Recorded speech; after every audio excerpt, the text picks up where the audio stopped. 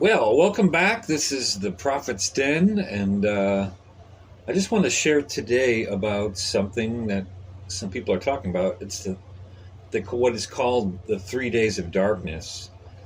This was about 6 months ago. I was as I was waking up, God had spoken to me, and He said 3 days of darkness, and I thought it was kind of like I was like, what is that? I don't even like. I remember hearing of it or reading about it in the Bible, but I just was like, I have to look and see what that actually means. So it intrigued me.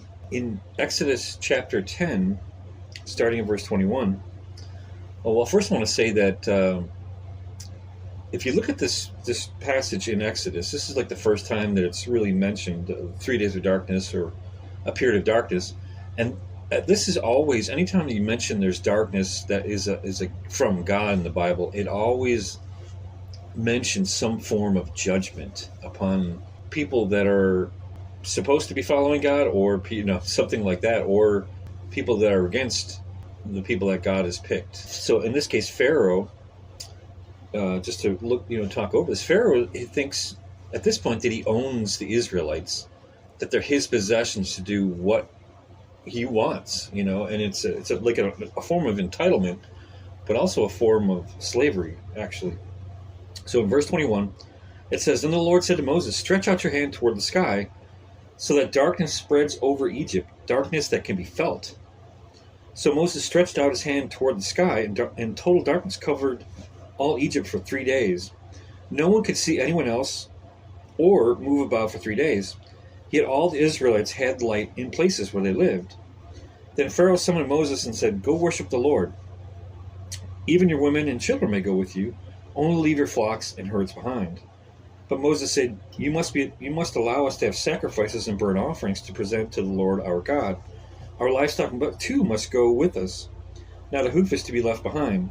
We have to use some of them in worshiping the Lord our God. Until we get there, we will not know what we are to use to worship the Lord. But the Lord hardened Pharaoh's heart, and he was not willing to let them go. Pharaoh said to Moses, "Get out of my sight. Make sure you do not appear before me again. That day you see my face, you will die." "Just as you say," Moses replied, "I will never appear before you again." Whew! That's talking about a scripture.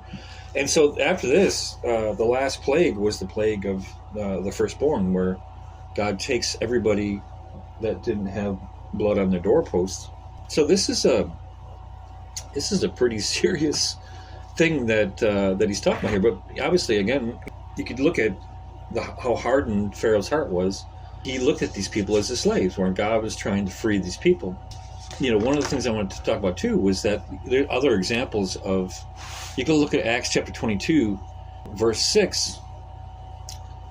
Saul was another example. Before he became Paul, he was basically, from the best of my memory, he was. Scales came upon his eyes. He couldn't see. There was like darkness to him. And so he went through a similar thing where it was like God's judgment to him. Ananias, I guess that's how you say his name, had to come and to basically restore his sight. He had to put his hands on and restore his sight. So, that's another example where God put darkness upon somebody. It was a form of judgment. And it had to use Paul to, actually in 22 verse 6, Acts chapter 22, it says, "About noon I came near Damascus. Suddenly a bright light from heaven flashed around me. I fell to the ground and heard a voice say, 'Saul, Saul, why do you persecute me?' 'Who are you, Lord?' I asked. 'I'm Jesus of Nazareth, whom you are persecuting,' he replied.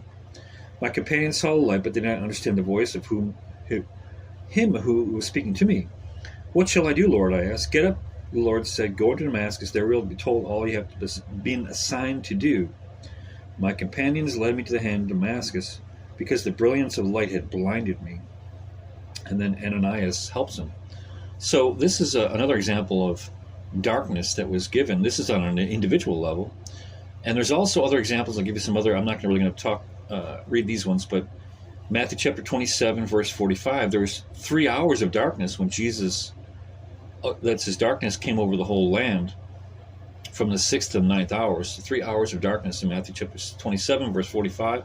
That's when Jesus basically dies and takes sin upon the world, and there was darkness in that whole all Jerusalem. Matthew 27, verse 50, as Jesus was dying, and he cries out.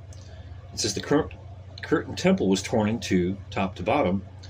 There was an earthquake, the rock split, and the tombs of prophets opened and appeared to many people in Jerusalem. So there's these supernatural events. So there's darkness, a period of darkness, and then a supernatural event where, God uses symbols to basically open the temple to all the people. The Holy of Holies, uses all kinds of things to even people, righteous people, go walking in the city, from the tombs, and people see all this. And then there in Acts chapter 2, these following scriptures talk about the sun being turned to darkness and the moon to blood. It's also mentioned in Isaiah 13, verse 10, Matthew 24, verse 39, and Revelation chapter 6. So these are all the same, or they reference very similar things, talking about the sun, basically there being no light, and there's just be total darkness, with the moon looking like blood. And so if you look at all these examples, they're examples of basically God's judgment upon people. Today, I'm just speaking prophetically, there's a lot of people that say things like, at least in the prophetic community, they start talking about the eclipse, and I didn't really, God never spoke to me about the eclipse or anything like that, and these things happen commonly every year. Basically, in some part in the world has some kind of eclipse. The northern lights appearing in different places, like I think they actually saw it in Kentucky or someplace like that. So now that's a very unusual thing, and a lot of people are talking about that. And they look at things, so people try to find some kind of reason how God's going to do something like that. Like a super volcano might erupt, and then there'd be darkness on the land across the earth, or a pole shift, that there's some kind of basically the earth stops and changes rotation, and that wouldn't be a full, not everywhere in the world would be dark, but some places would stay in the light, maybe a third of it or half of it. But clearly, I think everything behind it is it's really a form of judgment. And I don't know if this is going to be something that will just be judgment to individuals, where there's a darkness. There seems to be a lot of, like in Exodus, they stayed inside. There was a period of darkness, but the Israelites had light. And so it was a time of judgment for everybody else that was outside of that. But the Israelites were spared from the darkness. And it says you could feel it.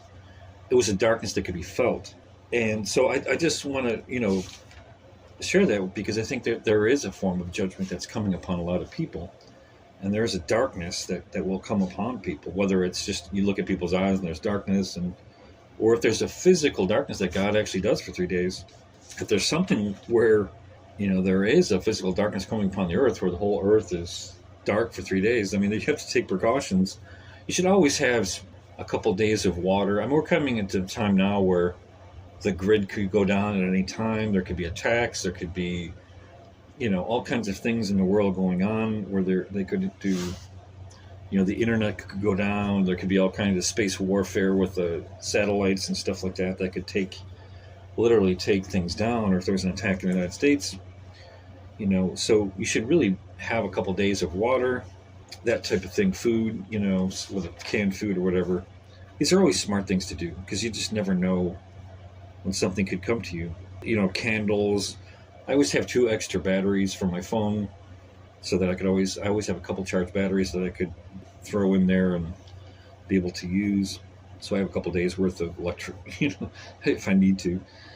Something people don't think about, if there ever is a time of darkness where the whole earth or part, whether it be half the earth or whatever, where there's just darkness for 3 days, 3 days, 4 nights or whatever, there's going to be probably 10 to 15 degree drop every night. So I live in Florida, so you could have starting a 90 degree day, and then be down to the 40s at the end of 3 days.